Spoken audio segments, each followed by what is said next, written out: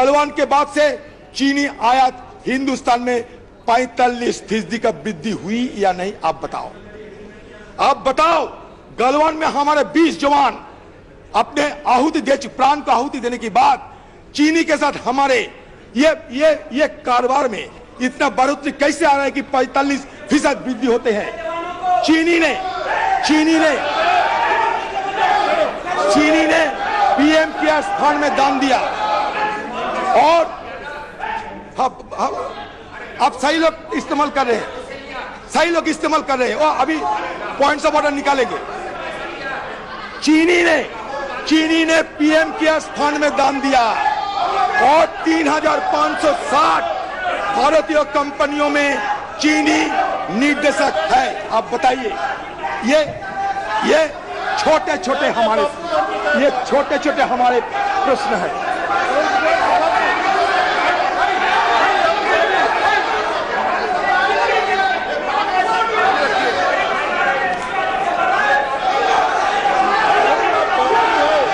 Sir मेरा और एक बात कहना है सर, हिंदुस्तान में मैंने पहले भी कहा कि जहां 14% मुसलमान होते हैं, वहां मुसलमानों को क्यों इस तरीके की नफरत की निगाह से देखा जाते हैं।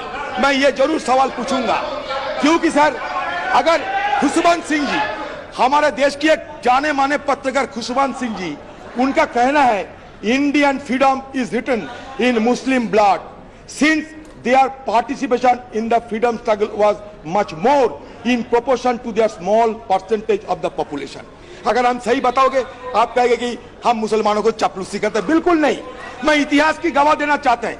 आप इतिहास को विरूपण करते हैं, इतिहास को छेड़छाड़ करते हैं, आप हमारे स्थिति लोप करने की हर संभव प्रयास करते हैं, एक एमनेशिया तैयार करना चाहते हैं, हाँ को ना को हाँ करना चाहते हैं, नई हिंदुस्तान की बात करते हैं। नई हिंदुस्तान में अगर सबसे जोखिम में अगर कुछ है, वो है हमारा अधिकार। हिंदुस्तान में सबसे जोखिम हालत में है हमारा अधिकार। ये हमारे अधिकार को छीन लिया जाता है। हमें कर्तव्य सिखाए जाते हैं, लेकिन कर्तव्य के पहले हमारा अधिकार क्या है ये तो बता दीजिए। हमारा बोलने का अधिकार नहीं है। देखिए, मीडिया वालों को यहाँ से निकाल दिया जाते हैं, ये मीडिया हमारे फोर्थ पिलर होते हैं। मीडिया वालों को घुस नहीं दिया जाता। क्यों आप मीडिया को डरते हैं? क्यों हमारे न्यायालय पे दबाव बनाते हैं? न्यायालय के खिलाफ कभी कानून मंत्री, कभी हमारे उपराष्ट्रपति जिस तरीके से बयान देते हैं, ये हमारे देश की जो बेसिक स्ट्रक्चर है, ये बेसिक स्ट्रक्चर को खतरा पहुंचाते हैं। हमारे देश का बेसिक स्ट्रक्चर क्या है? हमारा देश का बेसिक स्ट्रक्चर फेडरलिज्म है। हमारे देश का बेसिक स्ट्रक्चर, धन्यवाद राइट्स है। हमारा देश का बेसिक स्ट्रक्चर इंडिपेंडेंट जुडिशियरी है। इसमें खतरा पहुंचाने की कोशिश मत करो। धन्यवाद सर। 30 मिनट हो गए। धन्यवाद। 30 मिनट हो गए।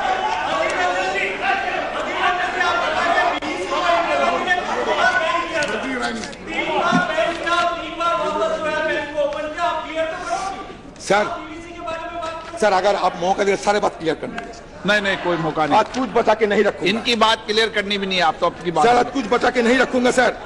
आज सर मैंने ताजुब लगता है सर। देखिए, मैं खुलेआम कहता हूं, अदानी जी के साथ हमारे कोई जाति दुश्मनी नहीं है, अंबानी के साथ हमारे कोई जाति दुश्मनी नहीं है।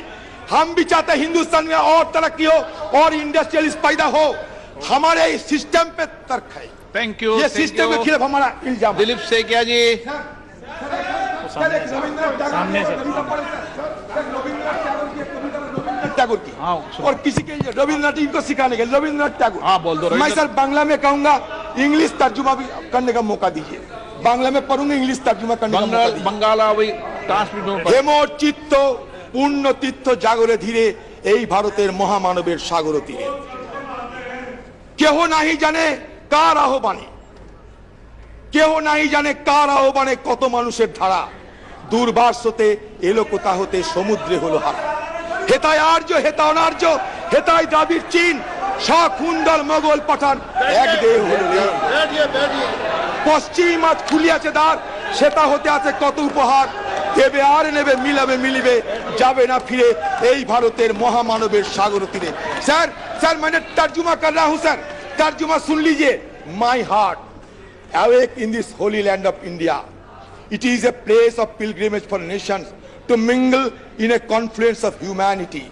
Nobody knows who asked them, yet they came from different lands and merged in a single body.